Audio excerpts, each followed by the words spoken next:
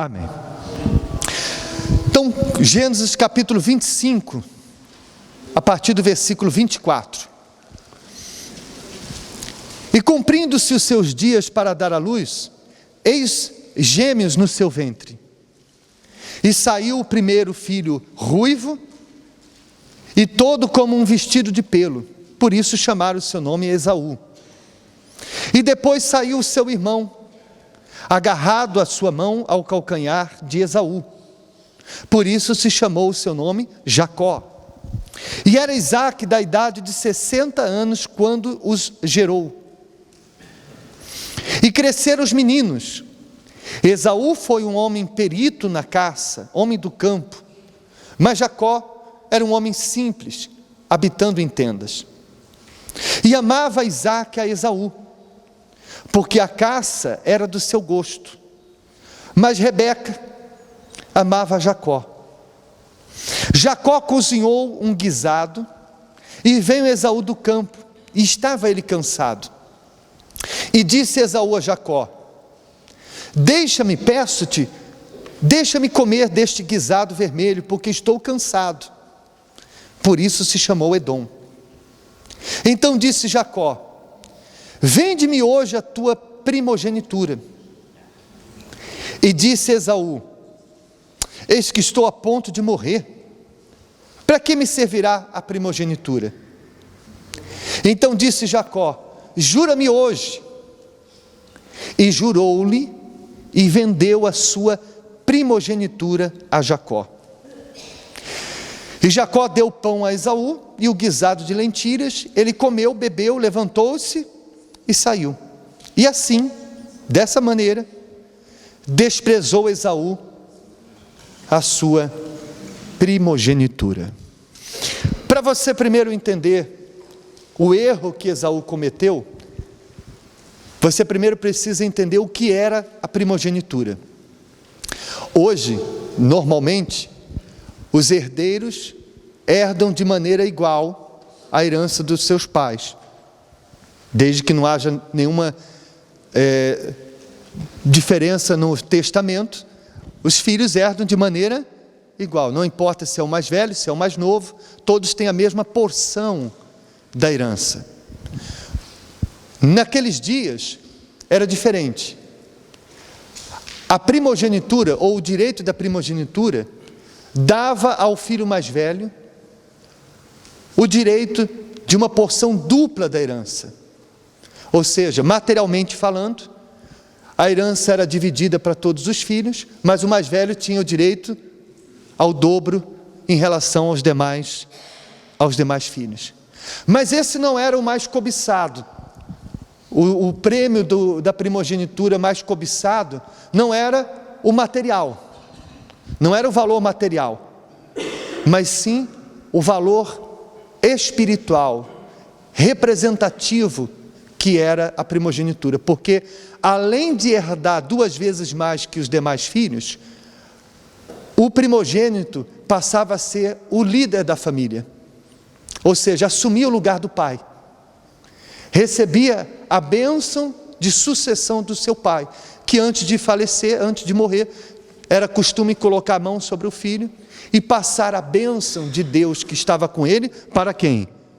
Para o filho que agora seria o sucessor dele na família. Entende sim ou não? E quando a gente olha para a família de Esaú, quem era o pai dele, e principalmente quem foi o avô dele, a gente já começa a entender a grandeza do erro que ele cometeu. Porque nós estamos falando nada mais, nada menos do que o neto de Abraão. A bênção que Deus deu a Abraão, que passou para o pai, o filho, no caso, Isaque, que era o pai dele, e agora passaria para quem? Para Esaú. Mas que ele trocou isso por um prato de quê? De lentilhas. Hoje nós costumamos na oração, a gente costuma chamar, ó Deus, de Abraão, Isaque e Jacó. Na verdade, era para ser Abraão, Isaque e Esaú. Na verdade, tudo que nós vimos acontecendo com Jacó era para ter acontecido com quem? Com Esaú. Deus havia determinado que através de Abraão iria surgir uma nação santa, uma nação vencedora, uma nação escolhida para servir a Ele. E essa nação veio da descendência de Jacó. Os 12 filhos de Jacó geraram as 12 tribos de Israel, que veio a nascer a nação de Israel. Mas eram para ser quem? Os descendentes de Esaú. Incrivelmente, Esaú teve também 12 filhos, igual Jacó. Ou seja, as 12 tribos de Israel eram para ter sido dos 12 filhos de quem? De Esaú. Você vê que uma escolha errada sua pode lhe prejudicar, mas também quem? Toda a sua família, toda a sua descendência. Não é verdade? Mas olha só como que isso aconteceu. Ele chegou cansado do campo, cansado, com fome. Jacó, que conhecia o gosto do irmão e que sempre esteve interessado em tomar posse daquilo, e eu não vou aqui entrar nos méritos se ele estava certo ou se ele estava errado. O nosso foco hoje é Esaú, amém? Outro dia a gente fala mal de Jacó. Hoje vamos falar mal de quem? De Esaú. Mas Jacó, que conhecia o gosto do irmão e que estava interessado em ter para ele o que o irmão desprezava, e com certeza Jacó só fez isso porque via que o irmão, ele não iria oferecer um prato de lentilha em troca de algo tão importante se ele não percebesse que o irmão não estava nem aí com aquilo. Se ele fez essa proposta, é porque ele percebia que o irmão estava tão desinteressado pela primogenitura, que seria capaz de trocar a sua primogenitura por um prato de lentilha. É claro que o diabo, ele tenta a todos, mas ele vai procurar especialmente aqueles que ele sabe que estão à venda, aqueles que ele sabe que estão prontos para vender sua comunhão com Deus por qualquer preço. Então, por isso, Jacó, sabendo que o irmão se venderia facilmente, sabendo que o irmão abriria mão da sua primogenitura por qualquer coisa, ele preparou um prato bem saboroso, do jeito que o irmão gosta. E é exatamente assim que o mal trabalha. Ele vai oferecer a tentação de acordo com o cliente. Entende sim ou não? Aquela pessoa que é avarenta, ele vai tentar no ganho ilícito de dinheiro. Aquela pessoa que está ansiosa na vida sentimental, ele vai tentar em relação à vida sentimental. Aquela pessoa que é muito emotiva, que leva tudo a peito, que guarda tudo no coração, o diabo vai tentar ela, colocando pessoas para deixar ela magoada. O diabo, pessoal, ele não sabe todas as coisas, só Deus é onisciente. Só Deus sabe o que passa na mente do ser humano.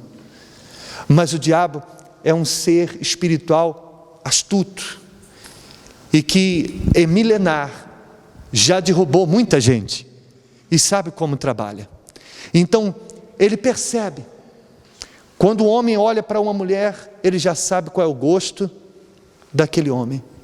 Quando alguém fala uma coisa para ela, para a pessoa, e ela, a maneira com que ela reage, o diabo já sabe o que é que ela não gosta de ouvir. E assim por diante. Ele sonda, ele conhece, sonda não, ele pesquisa, vamos dizer assim, o prato certo para oferecer para a pessoa. E ele apresenta de acordo com a circunstância. O prato para Esaú não foi oferecido quando ele estava de barriga cheia. Foi oferecido para ele quando ele estava com o quê? Com fome. Não foi oferecido para ele quando ele estava bem para poder cozinhar e ele mesmo fazer o prato dele. Não, quando ele estava cansado e não estava com disposição para ele próprio cozinhar. Então, a tentação vem no gosto certo e no momento certo. Naquela hora que você está sozinho, é que o diabo coloca aquela pessoa para você cair em tentação. Na hora que você está mais sensível, é que o diabo coloca aquelas pessoas para deixar você magoado. E assim por diante. Percebe sim ou não? Você tem que estar atento para não cair nas ciladas do diabo.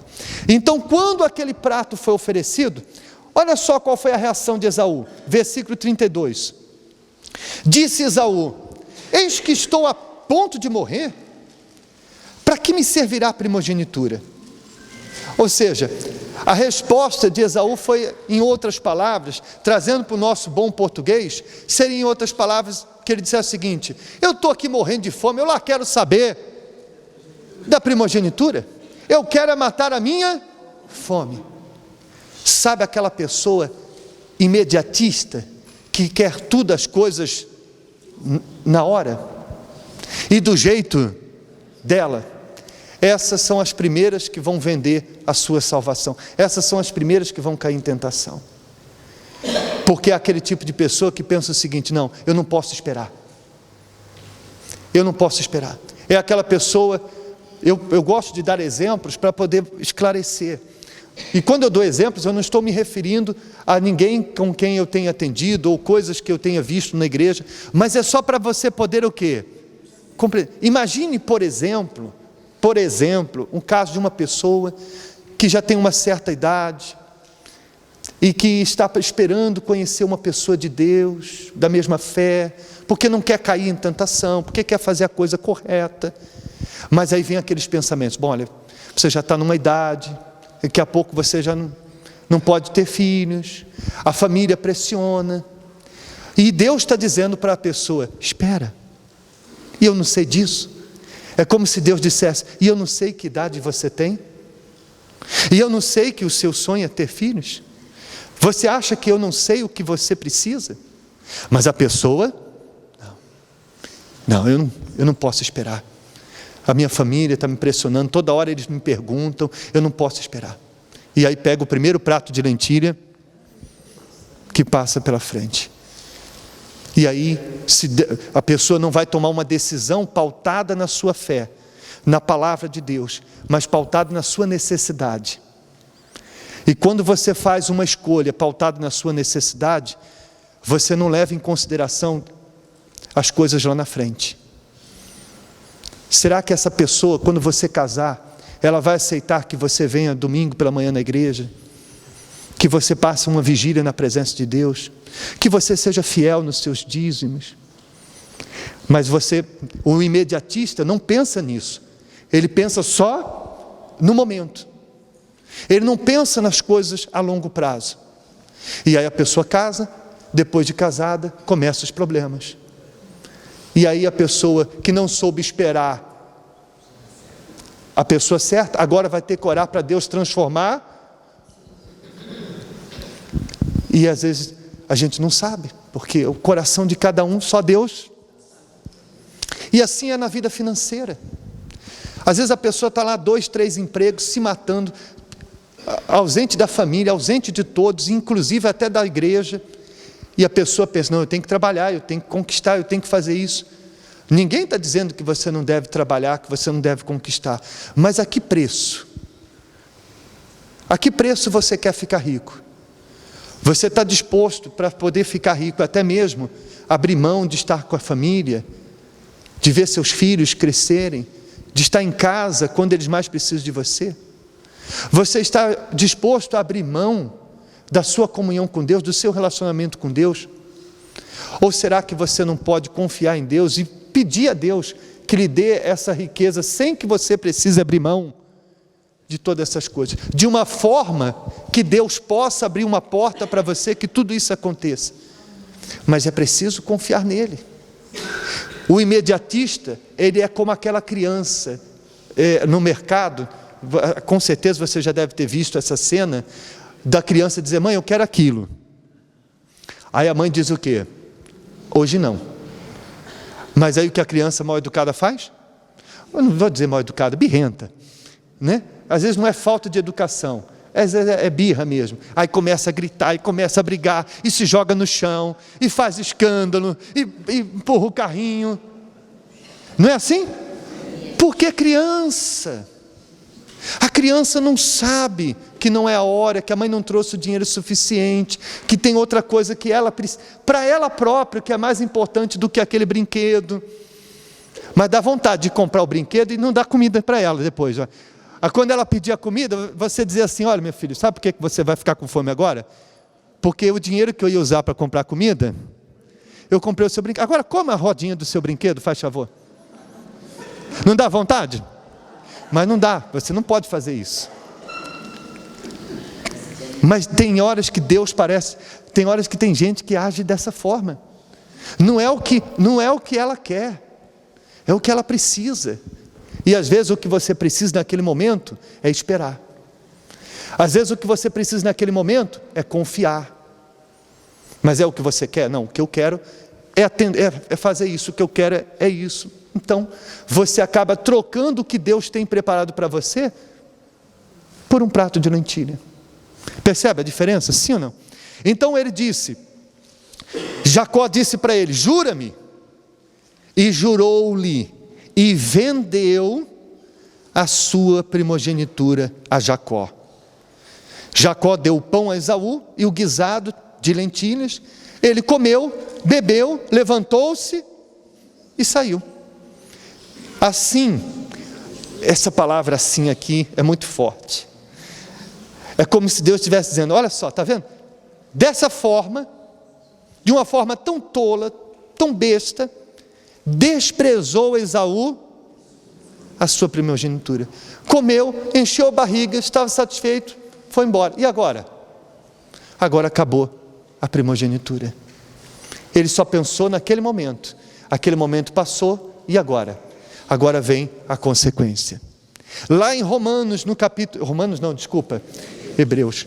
Eu estou com Romanos na cabeça. Hoje de manhã, mandei todo mundo abrir em Romanos. Hebreus capítulo 12. Vai ver, Deus quer falar alguma coisa comigo lá em Romanos. Capítulo 12, a partir do versículo 16. O autor do livro de Hebreus estava falando sobre comunhão com Deus, sobre santificação.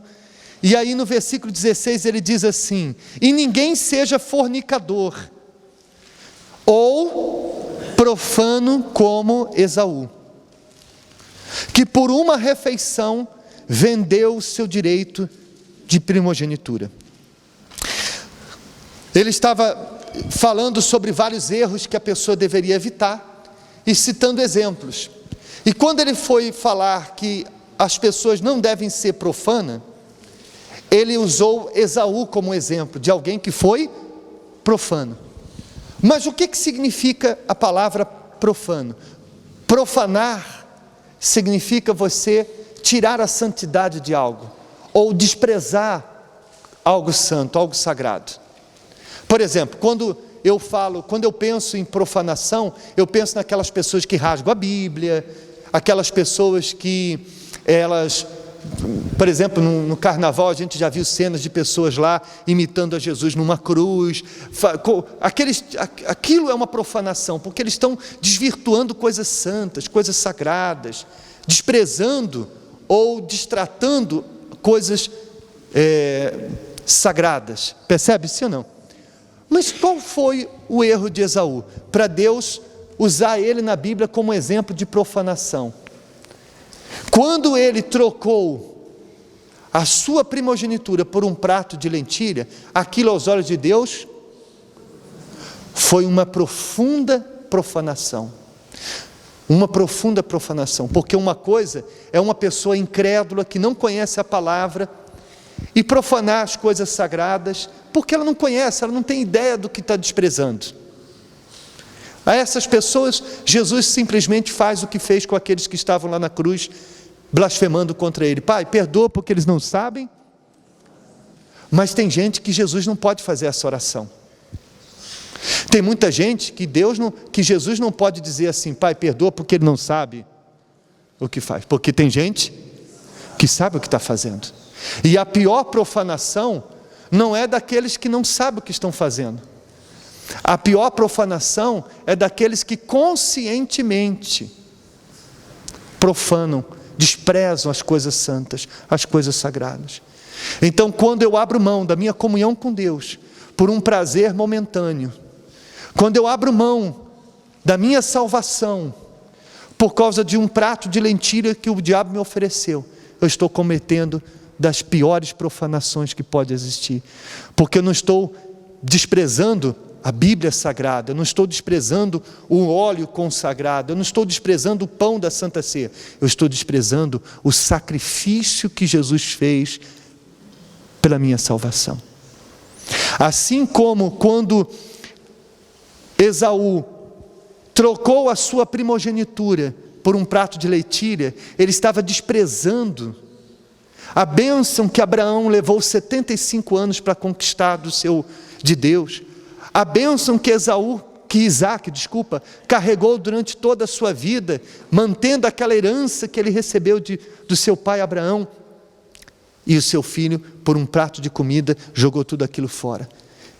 É o mesmo desprazer, é o mesmo desgosto que Jesus sente depois de ter dado a vida dele na cruz e derramado o seu sangue por nós, olhar para nós, e mesmo sabendo que tudo que ele fez por nós trocarmos a salvação que ele pagou tão cara por uma coisa tão passageira e momentânea.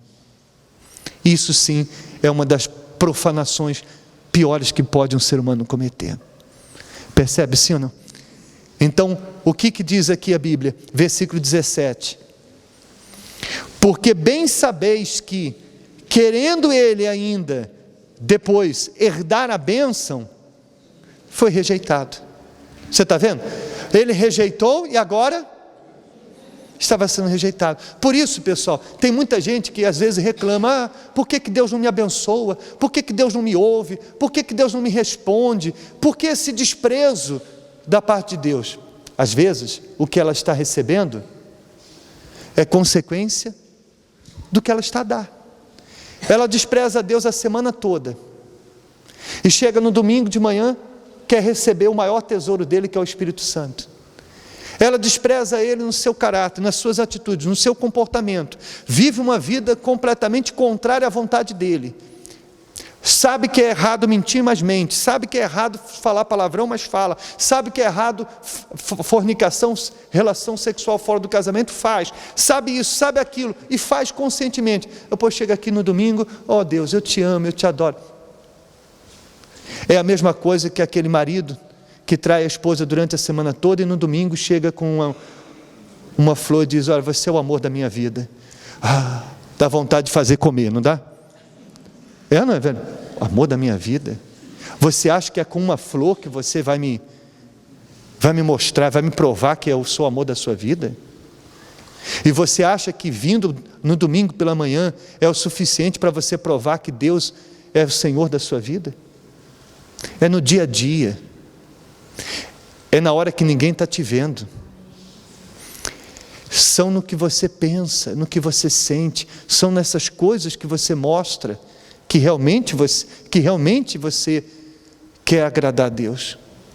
E isso faz a diferença na hora que nós vamos participar da Santa Ceia, na hora que nós vamos buscar o Espírito Santo. Quando você abre a boca para buscar Deus, as suas palavras não batem no teto e voltam, porque elas estão vindo de uma pessoa que não está apenas falando da boca para fora, mas que verdadeiramente, com a sua vida, prova que realmente Ele é o primeiro na sua vida. Amém? Então, ele foi rejeitado. Mas, veja só, a Bíblia mostra por que ele foi rejeitado. Ele foi rejeitado. O que diz aí?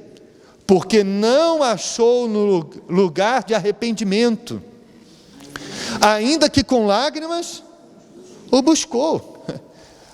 Não houve arrependimento, ainda que com lágrimas. Alguém pode pensar: mas pastor, coitadinho, ele chorou tanto. Mas essas lágrimas, de acordo com o que está escrito aqui, não eram de arrependimento pelo desprezo que ele teve, mas pela herança que ele perdeu. Uma coisa é a pessoa estar arrependida das consequências do pecado, outra coisa é a pessoa estar arrependida do pecado cometido. Resumindo, uma coisa é a pessoa estar triste porque não vai ser abençoada, afinal ela pecou. Outra coisa é a pessoa estar envergonhada: Senhor, eu não sei nem o que dizer, eu troquei a minha salvação por algo tão insignificante, passageiro, momentâneo. Como eu pude ser tão profano, como eu pude ser tão ingrato com o Senhor? É outra coisa completamente diferente. O arrependimento de Esaú, não era por ter desprezado a primogenitura, mas é por ter perdido a herança. Então Deus não viu sinceridade naquelas lágrimas. Não são as lágrimas que convencem a Deus, porque as lágrimas que são sinceras é uma coisa. As lágrimas, você sabe de onde surgiu a expressão lágrimas de crocodilo? Não sabia não? Alguns sabem. É porque o crocodilo tem uma glândula lacrimal, que quando ele está mastigando, aquela glândula faz ele lacrimar. Então é normal o crocodilo estar comendo uma pessoa, olha, comendo uma presa. Ele está comendo a presa e está o quê? Chorando. Aí quem vê o crocodilo chorando e comendo a presa, pensa, tadinho, está triste porque está comendo a presa. Mas não é não. É porque tem uma glândula que faz ele o quê? Chorar. Por isso a expressão lágrimas. E tem gente que às vezes você vê na busca, chorando na busca. Aí você pensa, poxa, a pessoa está cheia da presença de Deus. Está nada, está chorando porque o marido saiu de casa, está chorando porque está endividado e não sabe o que vai fazer por causa da dívida. Isso não tem nada a ver com a presença de Deus. Outra coisa é aquelas lágrimas, a pessoa está tão triste por ter decepcionado a Deus e ela não se contém e chora. Ou, por outro lado, tão alegre por Deus ter aceitado e perdoado, são outras coisas. Amém, pessoal? Entende sim ou não? As lágrimas de Esaú não convenceram a Deus, mas o seu arrependimento sincero pode convencer a Deus. Se você tem estado à venda, se você está vendendo a sua salvação, se você está disposto a vender o seu relacionamento com Deus por qualquer outra coisa, e está arrependido e quer a partir de hoje valorizar a sua comunhão com Deus acima de tudo, considerar o que é eterno mais precioso do que aquilo que é passageiro e momentâneo, pode ter certeza, Deus que conhece o seu coração vai transformar você nesta manhã. Amém? Fiquem de pé, por favor.